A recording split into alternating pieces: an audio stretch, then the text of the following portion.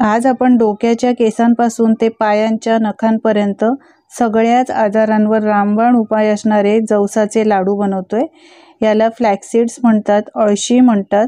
खायला खूपच पौष्टिक आहे। शिवाय यामध्ये ओमेगा 3 फॅटी ॲसिड असल्यामुळे कोलेस्ट्रॉल नियंत्रणात ठेवून रक्तदाब कमी करते। खायला खूपच चांगले लागतात, बरेच दिवस टिकतात, बरेच महिने टिकतात। तुम्ही हे बनवून रोज हा लाडू एक खाऊ शकता। तर नक्की ही रेसिपी पहा। शिवाय हिवाळा आता सुरू होणारच आहेत, तर हिवाळ्यामध्ये हे लाडू खाल्लेच पाहिजे। नक्की ट्राय करून बघा। चला तर रेसिपीला सुरुवात करूयात। तर हे लाडू बनवण्यासाठी इथे मी जवस घेतलेले आहेत। हे 100 ग्रॅम आहेत।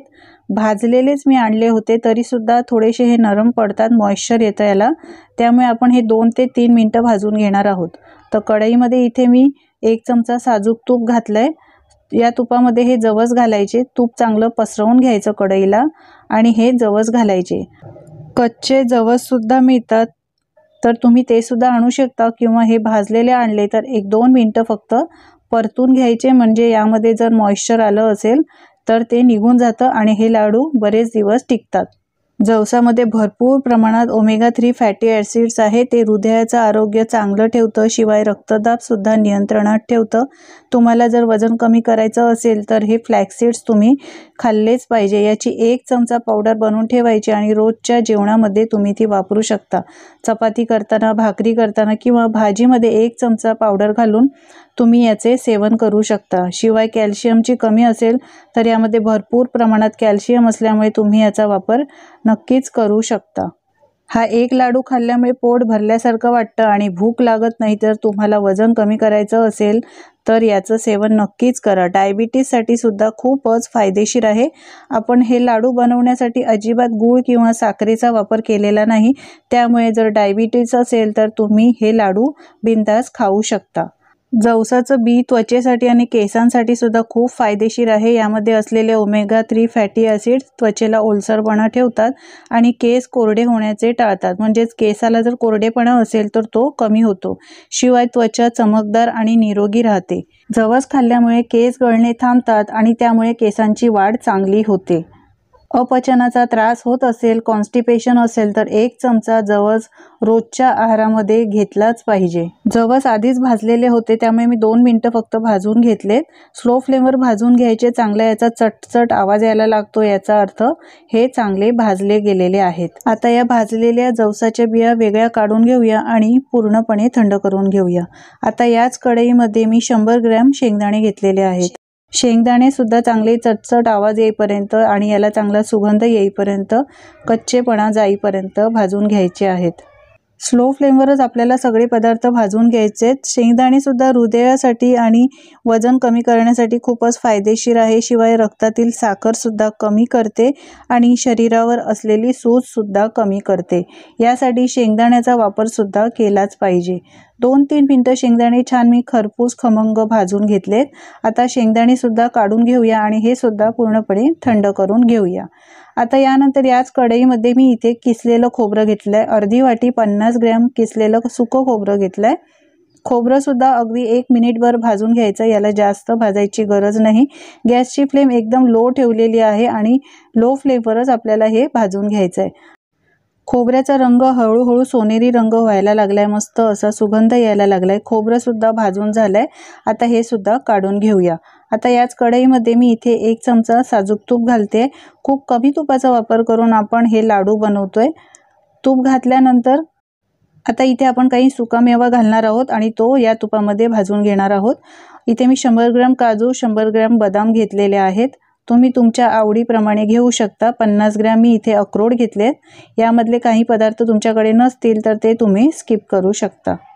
आता हे सुद्धा 2-3 मिनिटं चांगलं मॉइश्चर जाईपर्यंत परतून घ्यायचं। कधी कधी काय होतं, सुकामेवा आपण ठेवतो आणून पण ते नरम पडतात, यासाठीच थोडेसे भाजून घ्यायचे। यानंतर मी 1 वाटी मखाने घेतलेले आहेत। मखाने हे 50 ग्रॅम आहेत।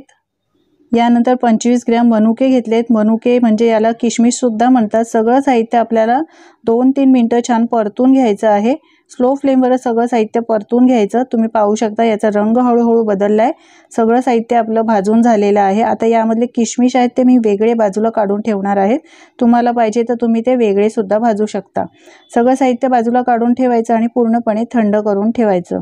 आता याच कढईमध्ये इथे मी कलिंगडच्या बिया घेतलेल्या आहेत। याला मगज बी सुद्धा म्हणतात। तुमच्याकडे असतील तर घाला, ऑप्शनल आहेत, नसतील तर नाही घातले तरी सुद्धा चालू शकतात।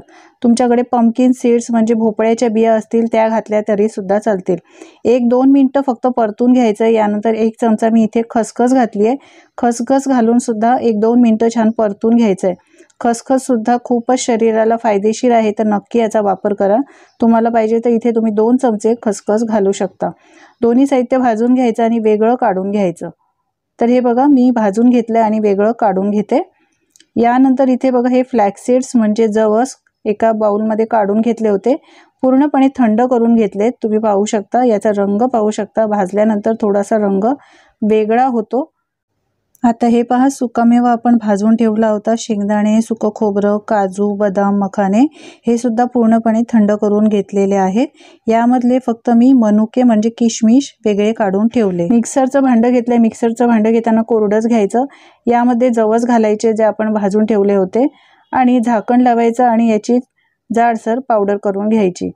अगदी 1-2 वेळा फिरवतात याची जाडसर पावडर तयार होते। जास्त फिरवावं सुद्धा आपल्याला लागत नाही। तर हे बघा 2-3 वेळा मी फिरवलंय, मस्त याची जाडसर अशी पावडर तयार झाली आहे। आता ही जवसाची पावडर आहे ना, ही अशीच तुम्ही बनवून फ्रीजमध्ये ठेवू शकता किंवा बाहेर ठेवली तरी अजिबात खराब होत नाही आणि रोजच्या जेवणामध्ये ही पावडर तुम्ही वापरू शकता।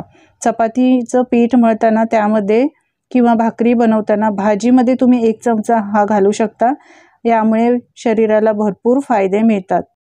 जर तुम्हाला संधिवाताचा त्रास असेल, पाय दुखत असतील, गुडघे दुखत असतील तर रोज अशी ही 1 चमचा पावडर नुसती खाल्ली आणि त्यावर जर पाणी प्यालात ना, तर सांधेदुखी बऱ्याच प्रमाणात कमी होते, कारण यामध्ये भरपूर प्रमाणात कॅल्शियम सुद्धा आहे।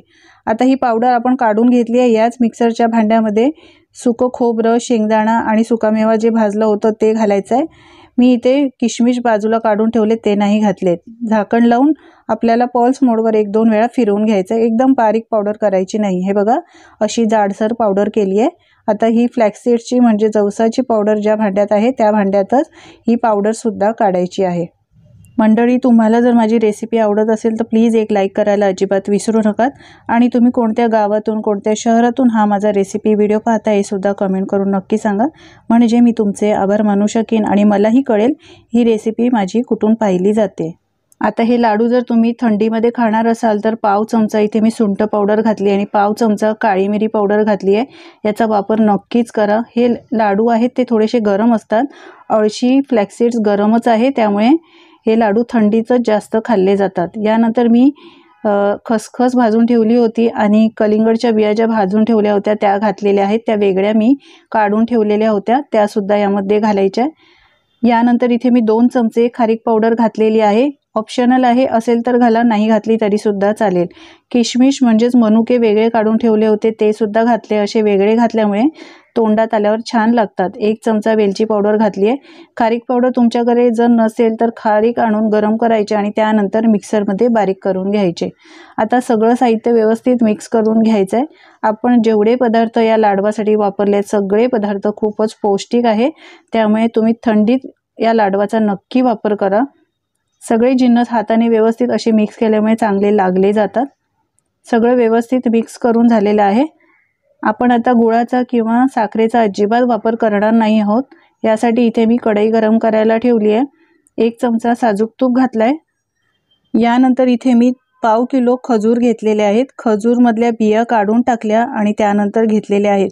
गुळाचा किंवा साखरेचा वापर न करता आपण हे लाडू बनवतो। यासाठी जर डायबिटीज असेल तर त्यासाठी सुद्धा हे फायदेशीर आहे। बिंदास खाऊ शकता, पण घेण्यापूर्वी डॉक्टरांच्या सल्ल्यानेच घ्या। व्यवस्थित मिक्स करून घ्यायचं आहे जोपर्यंत हे खजूर नरम होत नाही, एकदम मऊसूत सॉफ्ट होत नाही। छान असं व्यवस्थित 1-2 मिनिटं परतून घ्यायचं आहे, पटकन हे नरम होतात। इथे गॅसची फ्लेम मी लो टू मीडियम ठेवली आहे, म्हणजे हे खजूर आहेत ते पटकन मऊ होतील। तर हे पहा चांगले मऊसूत झालेले आहेत। 2-3 मिनिटातच छान असे मऊसूत झालेले आहेत। आता हे काढून घ्यायचे आणि पूर्णपणे थंड करून घ्यायचे। मिक्सरचं भांडं घेतलेल्या एकाच मिक्सरच्या भांड्यात आपण सगळे पदार्थ बारीक करतो। याच मिक्सरच्या भांड्यामध्ये थंड केलेले खजूर घालायचे आणि 2-3 वेळा आपल्याला फिरवून घ्यायचे, म्हणजे याची थोडीशी स्मूथ अशी मऊसूत पेस्ट तयार होते। तर हे पहा, 2-3 वेळा मी फिरवून घेतलंय, मस्त अशी मऊसूत पेस्ट तयार झालेली आहे। हे पहा, आता आपण जी पावडर काढून ठेवलेली होती अळशीची आणि ड्रायफ्रुट्सची, त्या पावडरमध्येच ही खजूरची पेस्ट घालायची आहे। तर सगळी मी पेस्ट काढून घेते। मंडळी, याआधी सुद्धा मी पौष्टिक लाडू बनवलेले आहेत, थंडीसाठी अपलोड केलेले आहेत। अळीवाचे लाडू बनवले, ते सुद्धा तुम्ही पाहू शकता। खजूरची पेस्ट घातल्यानंतर सगळं साहित्य व्यवस्थित पुन्हा एकदा मिक्स करून घ्यायचं आहे, एकजीव करून घ्यायचं आहे आणि त्यानंतर आपण हे आता लाडू बनवून घेणार आहोत।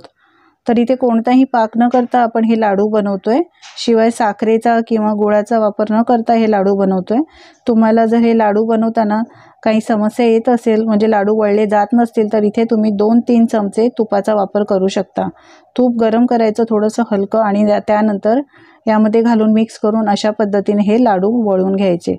तर मला अजिबात गरज वाटत नाही। हे बघा, मस्त असे लाडू वळले जात आहेत, पाहू शकता तुम्ही किती मस्त दिसत आहेत। हे लाडू सहज वळले जात आहेत आणि हे छान अगदी 3-4 महिने टिकतात, अजिबात खराब होत नाही, म्हणजे संपूर्ण थंडीमध्ये तुम्ही याचा वापर करू शकता।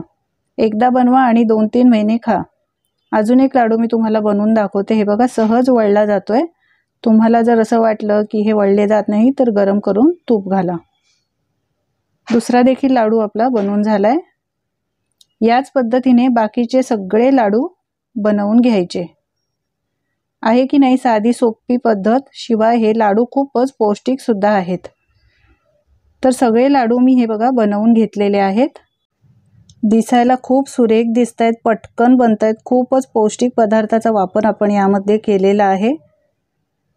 बऱ्याच आजारांवर रामबाण उपाय आहे। केस गळत असतील तर यासाठी तुम्ही एक रोज हा लाडू खाऊ शकता आणि लाडू सकाळचा खावा। एक सकाळी लाडू खायचा, अर्धा तास काही खायचं नाही आणि त्यानंतर 1 ग्लास दूध तुम्ही पिऊ शकता। जर तुम्हाला दूध चालत असेल तर दूध पिऊ शकता।